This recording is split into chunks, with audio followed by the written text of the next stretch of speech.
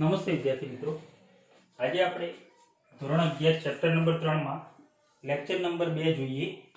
તો સૌપ્રથમ તો અંતર એટલે કે પથ લંબાઈ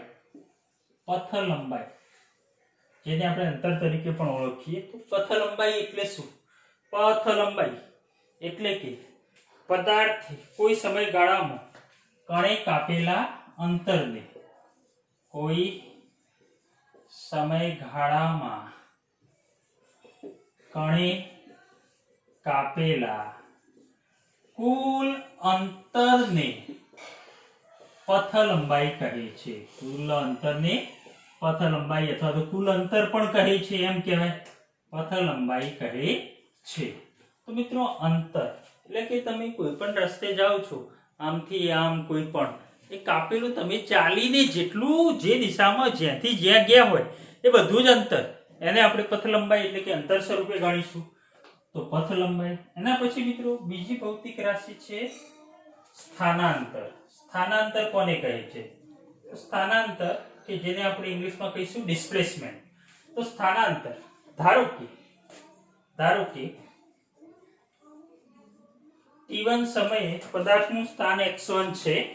અહીંયા સ્થાનાંતરની વ્યાખ્યા લખી એટલે લખાય મિત્રો, કોઈ સમયગાળામાં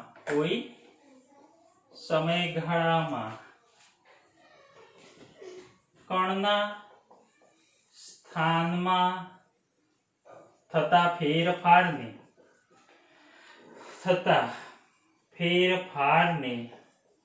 સ્થાનાંતર એટલે કે ડિસ્પ્લેસમેન્ટ કહે છે. કણના સ્થાનમાં થતા ફેરફાર કે જેને આપણે શું કહીશું? સ્થાનાંતર. ધારો કે t1 સમયે પદાર્થનું સ્થાન બરાબર x1 છે અને t2 સમયે પદાર્થનું સ્થાન બરાબર x2 છે. તો અહીં સ્થાનાંતર લખાય મિત્રો. સ્થાનાંતર એટલે કે સ્થાનમાં થતો ફેરફાર ડેલ્ટા x બરાબર, અહીં સ્થાનાંતરને ગુજરાતીમાં આપણે પહેલા વ્યાખ્યાયિત કરીએ. સ્થાનાંતર બરાબર અંતિમ સ્થાન માઈનસ પ્રારંભિક સ્થાન. મિત્રો, તો અહીં સ્થાનાંતર ધારો કે ડેલ્ટા x જેટલું કરે છે ડેલ્ટા t સમયમાં, t2 માઈનસ t1 જેટલા સમયમાં થતું સ્થાનાંતર ડેલ્ટા x હોય તો ડેલ્ટા x અંતિમ સ્થાન કેટલું? x2 માઈનસ પ્રારંભિક સ્થાન કેટલું? x1. તો અહીં મિત્રો આ સૂત્ર ખાસ યાદ રાખજો. સ્થાનાંતર બરાબર અંતિમ સ્થાન માઈનસ પ્રારંભિક સ્થાન એટલે કે ડેલ્ટા x બરાબર x2 માઈનસ x1. અને મિત્રો, પથ લંબાઈ અંતર એટલે તો કાપેલું બધું જ અંતર. જેમ કે કોઈ પદાર્થ અહીં a પર છે, અહીં b પર બીજું સ્થાન બતાવું હું. ધારો કે આ પદાર્થ a પરથી t સમયમાં ડેલ્ટા t સમયમાં b પર જાય છે. a પરથી ક્યાં જાય છે? b પર. તો મને કહેશો અંતર કેટલું? તો અંતર તો અહીંથી ચાલેલું આ બધું શામાં આવશે? આ બધું જ શેમાં આવશે? અંતરમાં આવશે. અને સ્થાનાંતર કેટલું? તો સ્થાનાંતર એટલે કે પ્રારંભિક સ્થાન અને અંતિમ સ્થાન ને જોડતો માર્ગ. આ પ્રારંભિક સ્થાન અને અંતિમ સ્થાનને જોડતો માર્ગ એટલે કે લઘુત્તમ અંતર. a અને b વચ્ચેનું લઘુત્તમ અંતર કેટલું થાય? આટલું થાય કે નહીં મિત્રો? a થી b એટલે કે બંનેને જોડતો લઘુત્તમ માર્ગ, ઓછામાં ઓછો ટૂંકામાં ટૂંકો રસ્તો કે જેને આપણે સ્થાનાંતર તરીકે દર્શાવીએ. તો આપણું થશે સ્થાનાંતર AB. ક્લિયર મિત્રો? તો ખાસ યાદ રાખજો, અંતર એટલે બધું જ તમારે ગણી લેવું પડે, જ્યારે સ્થાનાંતર એટલે કે બંને બિંદુઓ વચ્ચેનો પ્રારંભિક અને અંતિમ બિંદુઓ વચ્ચેનો ટૂંકામાં ટૂંકો માર્ગ જેને આપણે સ્થાનાંતર કહીશું. ઓકે, હવે આને લગતા આપણે ઉદાહરણની પણ વાત કરીએ. તો જોઈએ, અહીં ધારો કે જુદા જુદા આપણે પોઈન્ટ જોઈએ. તો પહેલો પોઈન્ટ એ, ધારો કે કોઈ કાર, આ O અહીં મિત્રો ઉગમ બિંદુ છે, આ ધન x અને O થી આ બાજુ ઋણ x. ઓકે, અહીં કોઈ કાર અહીં પડેલી છે. ઓકે, કોઈ કાર અહીં પડેલી છે, કયા બિંદુએ? એ બિંદુએ પડી છે અને આ આપણું ઉગમ બિંદુ છે O. યસ મિત્રો, સંદર્ભ બિંદુનો ઉલ્લેખ કરવો જોઈએ. આપણું સંદર્ભ બિંદુ એટલે કે ઉગમ બિંદુ O છે. અહીં કાર એ બિંદુએ પડી છે. એ બિંદુ પરથી આ કાર મિત્રો આગળ જાય છે. ધારો કે એ બિંદુથી અહીં 80 એટલે કે આ કેટલું છે? બી બિંદુ છે, તો કાર બી બિંદુ પર જાય છે અને ધારો કે અહીંયા 40 છે, આપણે સી બિંદુ લઈ લઈએ. કયું બિંદુ લઈ લઈએ? સી. તો અહીંથી કોઈ કાર આમ જાય છે, એ થી બી અને બી થી વળીને પાછી ક્યાં આવે છે? સી બિંદુ પર. ધારો કે આ રીતનો ગતિમાર્ગ આપણે દર્શાવીએ. ઓકે, તો અહીં આપણે એના ગતિમાર્ગની વાત કરીએ તો ચલો હું સૌ પ્રથમ કહું કે ધારો કે કાર એ થી બી જાય. ક્યાંથી ક્યાં જાય? એ થી બી. તો મને કહેશો અંતર કેટલું? તો અહીં લખાય અંતર બરાબર એ થી બી. તો એ થી બી મિત્રો સીધે સીધું ગણો તો પણ ખબર પડી જાય. અંતર એટલે કાપેલું બધું જ અંતર. તો 20 થી 80, 20 થી 80 તો કેટલું થશે? 60 થશે. એમ ના ખબર પડે તો અહીંયા સંદર્ભ બિંદુઓથી આ કેટલું છે? 80 છે. 80 માંથી આટલું બાદ કરી દો, 20 બાદ કરી દો, તો 80 ઓછા 20, 80 ઓછા 20 તો કેટલા કિલોમીટર મિત્રો? 60 કિલોમીટર અંતર કાપ્યું. એ જ રીતે સ્થાનાંતર કેટલું? સ્થાનાંતર કેટલું? તો સ્થાનાંતર તમે અહીંયા શોધી શકો છો. એ થી બી. તો સ્થાનાંતરનું સૂત્ર શું છે આપણું? અંતિમ સ્થાન માઈનસ પ્રારંભિક સ્થાન. તો મિત્રો અહીં અંતિમ સ્થાન કેટલું છે? એ થી ગતિ ચાલુ કરીને બી પર પહોંચે તો બી પર અંતિમ સ્થાન 80 કિલોમીટર માઈનસ પ્રારંભિક સ્થાન કેટલું? એ પર 20. તો 80 માઈનસ 20 તો કેટલા કિલોમીટર? 60 કિલોમીટર. અહીં તમે જોઈ શકો છો અંતર અને સ્થાનાંતર બંને કેવા છે? સમાન છે એ થી બી ની ગતિ દરમિયાન. ચલો હવે બીજી ગતિ આપણે વર્ણવીએ. ધારો કે બી. ધારો કે કાર એ થી બી જાય છે અને પછી બી થી ક્યાં આવે છે? સી. એ થી બી, બી થી સી. ઓકે, એ થી બી, બી થી સી. તો ચલો મિત્રો અંતર કેટલું મને કહેશો? અંતર તો અંતર બરાબર કાપેલું કુલ અંતર. સીધી સીધી ગણતરી કરવી કરી શકાય. એ થી બી સાહેબ 60 કિલોમીટર અને બી થી સી. તો બી થી સી એટલે 10 20 30 40, 60 ને 40 100 કિલોમીટર અંતર. અને એમ ના ખબર પડે તો આ રીતે પણ લખી શકાય મિત્રો. એ થી બી એટલે કે આવું લખાય 80 માઈનસ 20. યસ ઓર નો મિત્રો? એ થી બી એટલે કે આટલું 80, 80 માંથી આગળનું આટલું સંદર્ભ બિંદુને અનુલક્ષીને આગળનું આટલું બાદ કરી દો. 80 માઈનસ 20 પછી કાર ક્યાં આવી? બી થી ક્યાં આવી? સી આવી ને. તો બી થી સી આવી તો વત્તા તમારે અહીંયા લખી દેવાનું મિત્રો. બી થી સી આવી એટલે સી એ કેટલા છે? 40 છે. તો અહીં તમારે લખવાનું 80 માઈનસ આટલા સુધીનું અંતર એટલે કે 40 બાદ કરી દો. અથવા તો આ રીતે ગણાય 10 20 30 40. યસ, એમય કરાય. તો અહીં લખાય મિત્રો 80 માઈનસ 40, 80 માઈનસ 40 તો કેટલું થશે? 60 વત્તા 40 તો કેટલા કિલોમીટર? 100 કિલોમીટર અંતર કાપ્યું. યસ. અને સ્થાનાંતર ગણવું હોય તો મિત્રો સ્થાનાંતર, તો સ્થાનાંતર પણ ગણી લઈએ આપણે.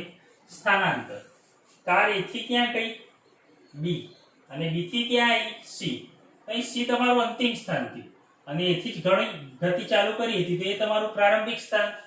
તો અહીં લખી શકાય સ્થાનાંતર બરાબર અંતિમ સ્થાન માઈનસ પ્રારંભિક સ્થાન. તો અંતિમ સ્થાન એ થી બી, બી થી સી. સી તમારું અંતિમ સ્થાન છે કેટલું? 40 કિલોમીટર માઈનસ પ્રારંભિક સ્થાન કેટલું? એ તો કેટલું? 20.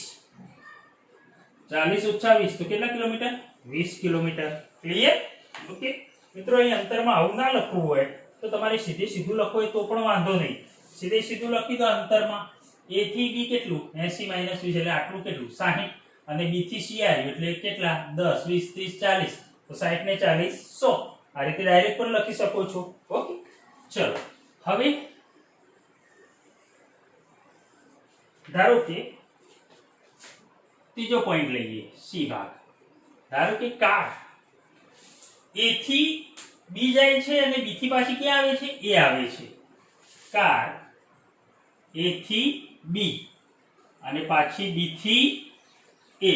તો કાપેલું અંતર કેટલું? તો અંતર બરાબર મિત્રો એ થી બી તો 80 ઓછા 20 60 કિલોમીટર વત્તા બી થી એ તો 60 ને આ 60 પાછું તો 60 વત્તા 60 કેટલું આવ્યું? 120 કિલોમીટર. ઓકે એ જ રીતે મિત્રો સ્થાનાંતર. સ્થાનાંતર તો સ્થાનાંતર કેટલું? તો સ્થાનાંતર બરાબર એ થી ક્યાં આવે છે? એ થી બી, બી થી એ એટલે એ પર હતું, એ થી નીકળ્યું બી ગયું ને બી થી પાછું એ આવ્યું, એટલે મૂળ સ્થાને પાછું આવ્યું. તો મૂળ સ્થાને પાછું આવ્યું તો મને કહેશો સ્થાનાંતર કેટલું? અંતિમ સ્થાન માઈનસ પ્રારંભિક સ્થાન. તો સ્થાનાંતર અંતિમ સ્થાન કેટલું? પાછું એ પર પાછું આવ્યું તો અંતિમ સ્થાન 20 અને એથી ગતિ ચાલુ કરી હતી એટલે પ્રારંભિક સ્થાન પણ 20. તો 20 - 20 એટલે 0. તો સ્થાનાંતર કેટલું થયું? 0 થયું. ચલો મિત્રો હવે બીજો એક પોઈન્ટ જોઈએ, ડી. ડી માં જોઈએ આપણે. તો ધારો કે એ થી ગતિ ચાલુ કરે છે, બી પર જાય છે અને બી થી ઓ આવે છે. એ થી બી, કાર એ થી બી અને બી થી પાછી ક્યાં આવે છે? ઓ પર, સંદર્ભ બિંદુ પર. તો ચલો અંતર કેટલું? અંતર ગણવું હોય તો મને કહેશો અંતર કેટલું? તો એ થી બી કેટલું અંતર? 60 કિલોમીટર. 80 - 20 કરી દો, સીધું મળી જશે. તો એ થી બી 60 વત્તા બી થી ક્યાં આવે છે? ઓ. તો બી થી ઓ કેટલું? 80 - 0 અથવા તો 80 સીધું ગણી શકો કે નહીં? તો બી થી ઓ વત્તા 80. તો 60 ને 80 140 કિલોમીટર. સ્થાનાંતર એ થી બી ને બી થી ઓ આવે ને, તો ઓ આવે બી થી, તો અંતિમ સ્થાન ઓ થયું. તો કેટલું? અહીંયા લખાય અંતિમ સ્થાન માઈનસ પ્રારંભિક સ્થાન. અને કહેશો અંતિમ સ્થાન કેટલું? 0. અને પ્રારંભિક ગતિ ક્યાંથી ચાલુ કરી હતી? એ બિંદુથી. તો -20. તો કેટલું આવ્યું? -20 કિલોમીટર. હવે મિત્રો તમને પ્રશ્ન એ થશે સાહેબ આ તો બધું આવડે એવું છે, તો તમે આ બધી કેમ કથા કરી? આ બધી કથા કરવી પડી. કેમ કરવી પડી? જુઓ મિત્રો, અહીં તમે જોઈ શકો છો કે અંતર 60 કિલોમીટર અને સ્થાનાંતર 60 કિલોમીટર. એટલે અંતર અને સ્થાનાંતર બંને કેવા છે? સમાન છે. ઓકે. અહીં તમે જોઈ શકો છો અંતર 100 કિલોમીટર અને સ્થાનાંતર 20 કિલોમીટર. અંતર કેવું છે? વધુ છે. ઓકે. ચલો અહીં તમે જોઈ શકો છો અંતર 140 કિલોમીટર, અહીં અંતર 120 કિલોમીટર અને સ્થાનાંતર 0. એટલે અંતર કેવું છે? વધુ છે. જ્યારે સ્થાનાંતર કેવું છે? 0. અહીં તમે જોશો તો અંતર 140 કિલોમીટર અને સ્થાનાંતર -20. એટલે અંતર તો વધુ જ છે પણ સ્થાનાંતર કેવું છે? ઋણ છે. તો આના પરથી એવું કહી શકાય મિત્રો, તમે ચારે કિસ્સામાં જોયું તો અંતર તો હંમેશા કેવું છે? ધન છે. ધન તો છે બરાબર, પણ સ્થાનાંતર કરતા આ બાકીના બધા કિસ્સામાં જુઓ સ્થાનાંતર કરતા અંતર કેવું છે? વધુ છે. ખાલી અહીં જ અંતર અને સ્થાનાંતર બંને કેવા છે? સમાન. એટલે આપણે એવું કહી શકીએ, મહત્વનો પોઈન્ટ મિત્રો હું અહીંયા લખું છું, ધ્યાન રાખશો. આપણે એવું કહી શકીએ, આ તમે નોટમાં ઉતારી દેશો. ઓકે. કે અંતર હંમેશા કેવું હોય? ધન હોય. અને સ્થાનાંતર અહીંયા હું લખું છું, મેઇન પોઈન્ટ નોટ કરશો. અંતર હંમેશા ધન, જ્યારે સ્થાનાંતર કેવું હોય?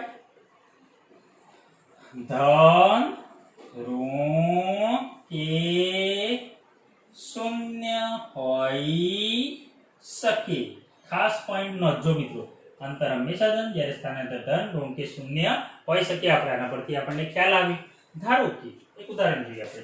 હું અંતર x લઉં છું અને સ્થાનાંતર y લઉં છું, તો મને કહેશો આ બંને વચ્ચેનો સંબંધ શું? તો મિત્રો એક જ કિસ્સામાં અંતર અને સ્થાનાંતર વધારે સમાન મળે છે. બાકી બધા કિસ્સામાં તમે જોયું અંતર સ્થાનાંતર કરતા કેવું હતું? વધારે હતું. તો આપણે એવું કહી શકીએ મિત્રો, અંતરને મેં x તરીકે દર્શાવ્યા અને સ્થાનાંતરને y. તો x એ હંમેશા y કરતા કેવો છે? સ્થાનાંતર કરતા મોટો. ખાલી એક જ કિસ્સામાં સમાન છે તો હું નીચે શું લખી દઉં? ગ્રેટર ઓર. આ રીતે કરી દો, સમાન થઈ ગયું. તો x is greater or y. અને મિત્રો અને આ રીતે પણ લખાય x by y. y ને નીચે લાવો, x by y. તો ગ્રેટર ઓર શું થશે? 1. તો ખાસ યાદ રાખજો મિત્રો, આ સંબંધ કામમાં આવશે. MCQ એના પરથી પૂછાય કે x is greater or y. અંતર is greater or સ્થાનાંતર.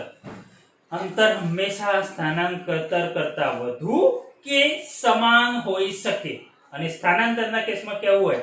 તો સ્થાનાંતર અંતર કરતા ઓછું કે સમાન હોઈ શકે. ક્લિયર? અથવા તો અને આ રીતે પણ લખાય મિત્રો, હું ધારો કે સ્થાનાંતરને આ રીતે લખું y is less or x લખાય, મારે આ રીતે લખવું છે તો y કરતા સ્થાનાંતર કરતા અંતર કેવું છે વધુ કાં તો એના જેટલું, તો આ ગુણોત્તર લેવો હોય તો શું થાય, તો આ રીતે લખાય y by x is less or શું થાય x ને છેદમાં લઈ લઈએ તો ઇઝ લેસ ઓલ 1. સ્થાનાંતર અને અંતરનો ગુણોત્તર લો, સ્થાનાંતર ભાગ્યા અંતર, તો એ ગુણોત્તર 1 કાં તો 1 થી ઓછો.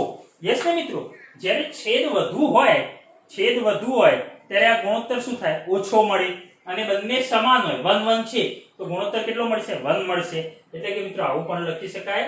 ખાસ એમસીક્યુ માં ધ્યાન આપશો. ઓકે, તો આ તમારી નોટમાં નોંધી દેશો.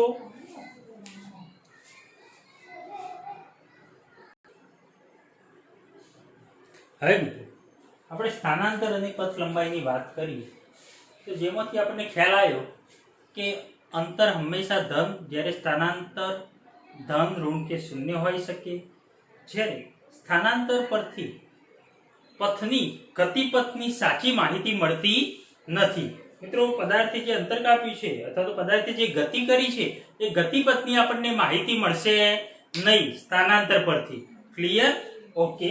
એ સ્થાનાંતર એ તો માત્ર ને માત્ર શું કરે છે, પરિણામી અસર દર્શાવે છે.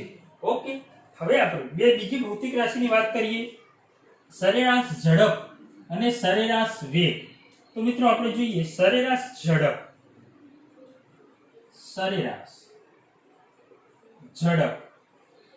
અને બીજી ભૌતિક રાશિ જોઈએ સરેરાશ વેગ. ઓકે, તો સરેરાશ ઝડપ કોને કહીશું? તો સરેરાશ ઝડપ કે જેને આપણે મિત્રો વિબાદ અથવા સરેરાશ ઝડપ v વડે દર્શાવીએ છીએ. ઝડપ મિત્રો, ઝડપ વિશે તમે જાણો છો, ભણેલા છો 9મા 10મા ધોરણમાં. ઝડપ બરાબર અંતર ભાગ્યા સમય. પરંતુ આ સરેરાશ ઝડપ શા માટે મિત્રો? તો કોઈ પદાર્થ ગતિ કરતો હોય ત્યારે આપણને તે સમય સાથે તેનું સ્થાન કેટલી ઝડપથી બદલાય છે, કેટલી ત્વરાથી બદલાય છે એ જાણવા માટે મિત્રો આપણે ઝડપ અને સરેરાશ વેગ નામની બે રાશિઓ વ્યાખ્યાયિત કરેલ છે. તો સરેરાશ ઝડપ જેને આપણે વિબાદ અથવા તો સરેરાશ v આ રીતે દર્શાવીએ છીએ. ઓકે, અહીં લખાય સરેરાશ ઝડપ બરાબર શું થાય મિત્રો? ઝડપ બરાબર અંતર ભાગ્યા સમય, એટલે કે પદાર્થે કાપેલું કુલ અંતર અને સમયના ગુણોત્તરને સરેરાશ ઝડપ કહે છે. સો અહીં લખાય ધારો કે ડેલ્ટા ટી સમયમાં ડેલ્ટા x જેટલું અંતર કાપ્યું હોય તો અહીં લખાય સરેરાશ ઝડપ એટલે કે વિભાગ ઇઝ ઇક્વલ ટુ કુલ અંતર કેટલું ડેલ્ટા x ભાગ્યા સમયગાળો ડેલ્ટા ટી. તો અહીં મિત્રો ખાસ યાદ રાખજો સરેરાશ ઝડપ બરાબર કાપેલું કુલ અંતર અથવા તો પથ લંબાઈ લખાય ભાગ્યા સમયગાળો. ઓકે, તો અહીં ખાસ યાદ રાખજો ઝડપ બરાબર. ઓકે, સારું. હવે સરેરાશ વેગ. તો મિત્રો સરેરાશ વેગ એવરેજ વેલોસિટી, તો આને પણ મિત્રો આપણે વિબાદ કે સરેરાશ વેગ v એ રીતે આને પણ આપણે વિબાદ અથવા તો સરેરાશ વેગ v આ રીતે દર્શાવી શકીએ છીએ. ઓકે, બંનેને દર્શાવવાનો આ તો મેથડ સમાન જ છે, પરંતુ ફરક ક્યાં છે મિત્રો? તો અહીં લખી શકાય સરેરાશ વેગ v કોને કહે છે? તો પદાર્થે કરેલ સ્થાનાંતર અને સમયના ગુણોત્તરને સરેરાશ વેગ કહે છે.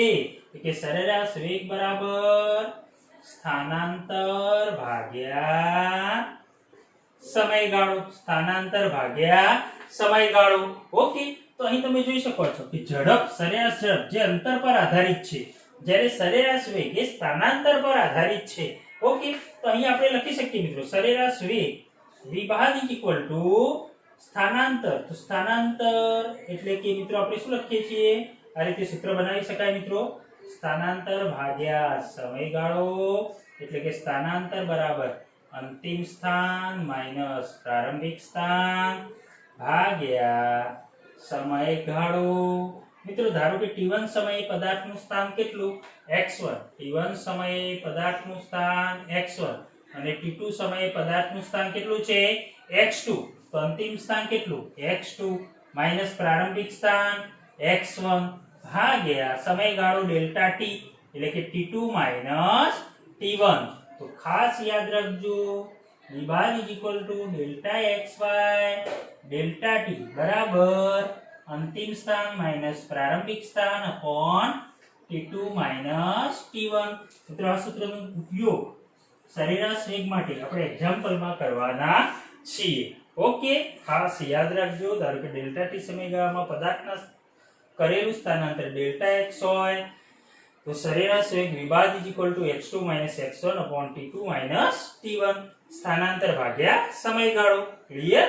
યાદ રાખશો. ચલો, બંનેના એકમો સમાન છે, મીટર પ્રતિ સેકન્ડ, મીટર પ્રતિ સેકન્ડ. હવે આપણે સમજીએ આ બંને ભૌતિક રાશિઓને. ધારો કે આપણે જુદા જુદા માર્ગે વાત કરીએ તો સૌપ્રથમ અહીં આપણે વાત કરીએ. ધારો કે કોઈ પદાર્થ અથવા કાર A થી B જાય છે. કાર ક્યાંથી ક્યાં જાય છે મિત્રો? A થી B. અને એના માટે લાગતો સમય t = 2 અવર, 2 કલાક છે. તો મને કહેશો સરેરાશ ઝડપ વિભાગ ઇઝ ઇક્વલ ટુ આપણે લખી શકીએ સરેરાશ ઝડપ બરાબર કુલ અંતર, કાપેલું કુલ અંતર ભાગ્યા સમયગાળો. તો કુલ અંતર કેટલું છે A થી B? તો 80 ઓછા આટલું બાદ કરી દો સંદર્ભ બિંદુથી 20, તો 60. અને સમય કેટલો છે 2 કલાક, તો 60 ભાગ્યા 2, તો 60 ભાગ્યા 2 એટલે 30 કિલોમીટર પ્રતિ અવર. એ જ રીતે મિત્રો સરેરાશ વેગ શોધી દઈએ. તો સરેરાશ વેગ બરાબર શું લખીએ છીએ? સ્થાનાંતર ભાગ્યા સમયગાળો. એટલે કે મિત્રો સ્થાનાંતર, તો શું લખીએ? સ્થાનાંતર બરાબર અંતિમ સ્થાન માઈનસ પ્રારંભિક સ્થાન ભાગ્યા સમયગાળો. એટલે કે આપણે એવું લખીએ અંતિમ સ્થાન ડેલ્ટા x બાય આના બરાબર એવું પણ લખીએ ને આપણે delta x by delta t એટલે અંતિમ સ્થાન x2 minus x1 upon t2 minus t1 એટલે કે ડેલ્ટા t. અહીંયા સમયગાળો તો મેં લીધેલો જ છે, કેટલા કલાક? 2 કલાક. એટલે કે ડેલ્ટા t. તો x2 અંતિમ સ્થાન A થી B આવ્યો તો અંતિમ સ્થાન કેટલું? 80. અંતિમ સ્થાન મિત્રો સ્થાનાંતર A થી B 2 કલાકમાં, તો અહીંયા તમારું અંતિમ સ્થાન 80 માઈનસ પ્રારંભિક સ્થાન 20 ભાગ્યા સમયગાળો કેટલું? 2 કલાકનો આપ્યું છે ડેલ્ટા t 2 અવર, તો 60 ભાગ્યા 2, તો કેટલા થશે? 30 કિલોમીટર પ્રતિ અવર. ઓકે, અહીં તમે જોઈ શકો છો બંને કેવું છે? સમાન. એ જ રીતે બીજો ભાગ વર્ણવીએ આપણે. ધારો કે કાર A થી B અને B થી C લાગતો સમય ધારો કે આપણે લઈ લઈએ 2 કલાક. A થી B અને B થી C t બરાબર અહીં પણ 2 કલાક લઈ લઈએ. તો બોલો ચલો મિત્રો, હવે થોડું ડાયરેક્ટ લખાવશો, આટલું લાંબુ નહીં. આ બધા સૂત્રો મેં લખી દીધા સ્થાનાંતરના સરેરાશ વેગ માટે.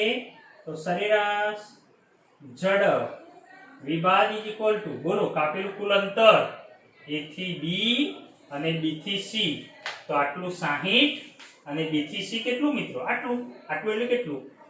80 માઈનસ 40 કરી દેવાના. એટલે કેટલું આવે? આટલું 40. 10 20 30 40, તો 60 વત્તા 40 કેટલા? 100 કિલોમીટર. યસ ને? અંતર 100 ભાગ્યા સમયગાળો 2 કલાક, 100 ભાગ્યા 2 તો 50 કિલોમીટર પ્રતિ અવર. એ જ રીતે સરેરાશ વેગ બરાબર શું થશે મિત્રો? તો સરેરાશ વેગ બરાબર સ્થાનાંતર એટલે કે delta x by delta t is equal to અંતિમ સ્થાન માઈનસ પ્રારંભિક સ્થાન upon delta t t2 minus t1. અને કહેશો A થી B, B થી C, તો અંતિમ સ્થાન કેટલું? C એટલે કેટલું? 40 x2 અને x1 કેટલા અહીંયા a થી શરૂઆત કરી હતી, આ પ્રારંભિક સ્થાન કહેવાય. તો 40 ઓછા 20 ભાગ્યા સમયગાળો કેટલા કલાક?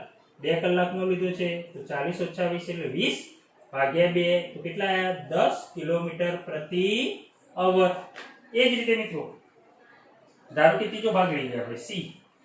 ધારો કે કા a થી b અને b થી a, a થી b અને b થી a.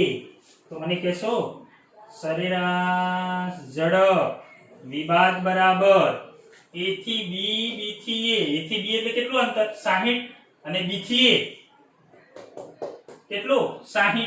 તો 60 + 60, 60 + 60 કુલ અંતર ભાગ્યા સમયગાળો અહીં પણ આપણે 2 કલાક જ રાખીએ, 2 અવર. તો ભાગ્યા 2 તો 120 ભાગ્યા 2 તો 60 કિલોમીટર પ્રતિ અવર. અને સરેરાશ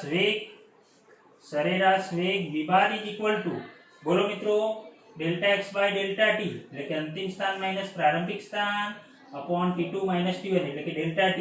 અને કહેશો મિત્રો a થી b અને b થી a. તો અહીંયા અંતિમ સ્થાન કેટલું? 1. પ્રારંભિક સ્થાને કેટલું? 2. એટલે કે 20 - 20 upon 2 કલાક તો કેટલું? 0. Yes no? 20 - 20 એટલે 0, 0/2 એટલે 0. તો અહીં તમને મિત્રો સરેરાશ વેગ કેટલો મળ્યો? 0. એ જ રીતે મિત્રો ચોથું એક લઈ લઈએ d. ચોથું એક આપણે d ની વાત કરીએ. d માં ધારો કે કાર a થી b જાય છે અને b થી o આવે છે. કાર a થી b અને b થી o.